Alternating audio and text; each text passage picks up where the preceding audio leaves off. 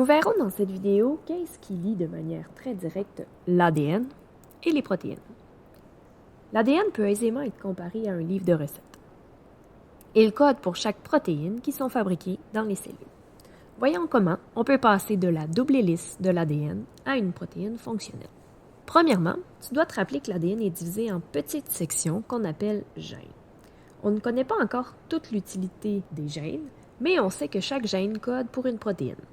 Le processus se produit en deux grandes étapes, la transcription dans le noyau et la traduction qui se produit dans le cytoplasme. Commençons par la transcription, un processus crucial dans l'expression génétique.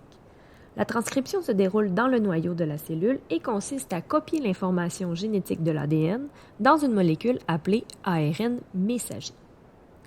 Lorsque la transcription débute, une enzyme appelée ARN polymérase reconnaît et se lie à une région spécifique de l'ADN appelée promoteur. Le promoteur indique à l'ARN polymérase où commencer la transcription. Une fois lié, l'ARN polymérase se déplace progressivement le long de la double hélice de l'ADN, déroulant et séparant les brins d'ADN. À mesure que l'ARN polymérase avance, elle ajoute des nucléotides complémentaires au brin d'ADN matrice, formant ainsi un brin d'ARN complémentaire. Comme à l'habitude, les bases cytosine s'apparient avec les bases guanine et inversement. Dans l'ARN, on a une petite modification au niveau de l'appariement de l'adénine qui se lie plutôt avec une uracile. Les bases thymine qu'on retrouve dans l'ADN, elles se lient avec une adénine comme à l'habitude. Une fois la molécule d'ARN messager synthétisée, elle sort du noyau de la cellule pour se rendre dans le cytoplasme, où il sera converti en une séquence d'acides aminés qui formera une protéine fonctionnelle. L'ARN messager se fixe à un ribosome. Les ribosomes sont des usines moléculaires de la cellule. Ils se fixent à l'ARN messager au niveau d'une séquence spéciale appelée codon d'initiation. Ensuite, l'ARN messager est lu par les ribosomes codon par codon. Les codons sont des séquences de 3 nucléotides qui correspondent à un acide aminé spécifique. Chaque codon est reconnu par un ARN de transfert qui transporte l'acide aminé correspondant à ce codon. Pour déterminer quel acide aminé est associé à chaque codon, on utilise le code génétique. Il représente les 64 combinaisons possibles. On peut remarquer que plusieurs codons vont donner le même acide aminé. On va voir dans la prochaine section l'intérêt de cette redondance. Lorsque l'ARN de transfert se lie au codon complémentaire de l'ARN messager, cela permet au ribosome d'ajouter l'acide aminé à la chaîne polypeptidique. Ce processus se répète pour chaque codon de l'ARN messager, permettant ainsi la construction de la protéine. La lecture s'arrête lorsqu'un codon stop est lu par le ribosome. Une fois que tous les codons de l'ARN messager ont été traduits, la chaîne polypeptidique est libérée du ribosome et subit quelques modifications pour devenir une protéine fonctionnelle. Ces modifications peuvent inclure l'ajout de groupements chimiques ou le repliement de la protéine dans une structure tridimensionnelle spécifique. Les mutations. Les mutations sont des modifications permanentes de la séquence d'ADN, qui peuvent survenir spontanément ou être causées par des agents mutagènes, tels que les rayonnements, certains produits chimiques et certains agents infectieux. Les mutations peuvent se produire à différents niveaux, de manière différente. Il existe principalement 2 sortes de mutations. Les substitutions, c'est lorsqu'une base d'ADN est remplacée par une autre, entraînant un changement dans la séquence d'acide aminé. Et le deuxième type, c'est les changements de cadre de lecture qu'on appelle frame shift. C'est lorsqu'une base ou plusieurs bases sont insérées ou supprimées dans la séquence, ce qui va décaler le cadre de lecture et modifier, encore une fois, la séquence d'acide aminé. Pour mieux comprendre les effets de ces mutations-là, je te présente 6 exemples de mutations. Partons d'un brin d'ARN fictif que tu vois ici à l'écran. Ce brin d'ARN messager code pour la protéine suivante: sérine, leucine, glutamine, alanine, thréonine. Et le codon stop. Je vais te faire 6 mutations différentes. Les 3 premières, des mutations par substitution. Donc, dans l'exemple numéro 1, j'ai changé la 6e base, un U, pour un G. On voit que la séquence d'acides aminés est restée la même, puisque mon code génétique, il est redondant. CUG code comme CUU pour une leucine.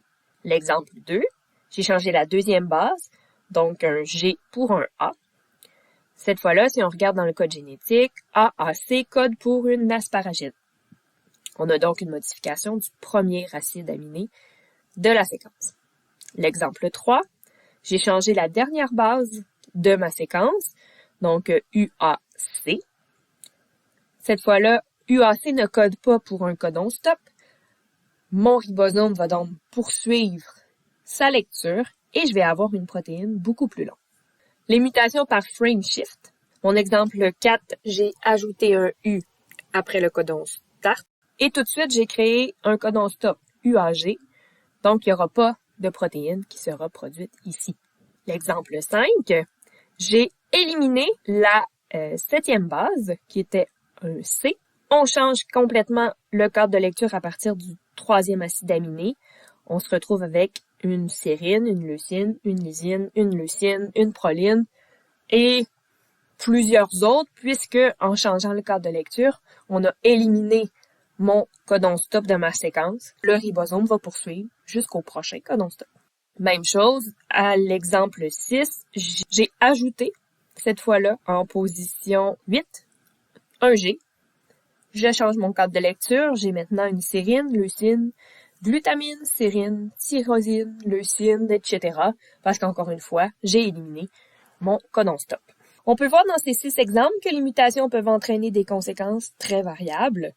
Comme la liste des codons est redondante, l'exemple 1 n'entraîne pas de modification de la protéine. L'exemple 2 entraîne la modification d'un seul acide aminé. Dans les exemples 3, 5 et 6, une grande partie de la protéine est modifiée. Dans l'exemple 4, on n'a tout simplement pas de protéine, car en ajoutant une base, on a ajouté un codon stop dès le départ. Ces derniers exemples de mutations peuvent être nuisibles et entraîner des maladies génétiques ou des cancers. Dans certains cas, ces mutations peuvent même conférer un avantage sélectif à l'organisme, favorisant leur survie et leur reproduction dans un environnement changeant.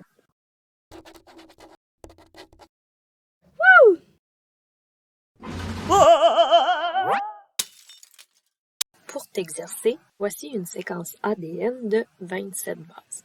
Premièrement, transcris ce brin d'ADN en un ARN messager correspondant. Ensuite, identifie le codon d'initiation et le codon stop. 3. Traduis la séquence en une chaîne d'acides aminés. Et 4.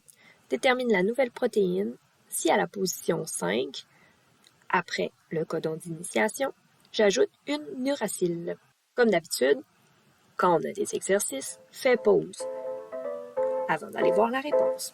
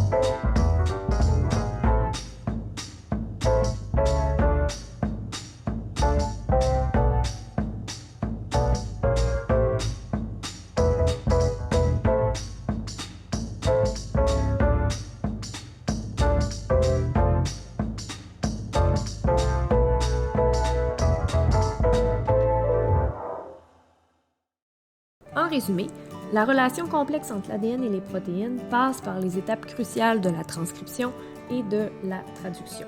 La transcription permet de copier l'information génétique de l'ADN en ARN messager qui se produit dans le noyau, tandis que le ribosome fait la traduction dans le cytoplasme, qui convertit cet ARN messager en une séquence d'acides aminés qui forme une protéine fonctionnelle. Les mutations génétiques, quant à elles, peuvent entraîner des changements dans la séquence d'ADN, ce qui peut avoir des conséquences sur l'ARN messager et la protéine produite. Dans le prochain épisode, nous verrons les bases de la transmission génétique.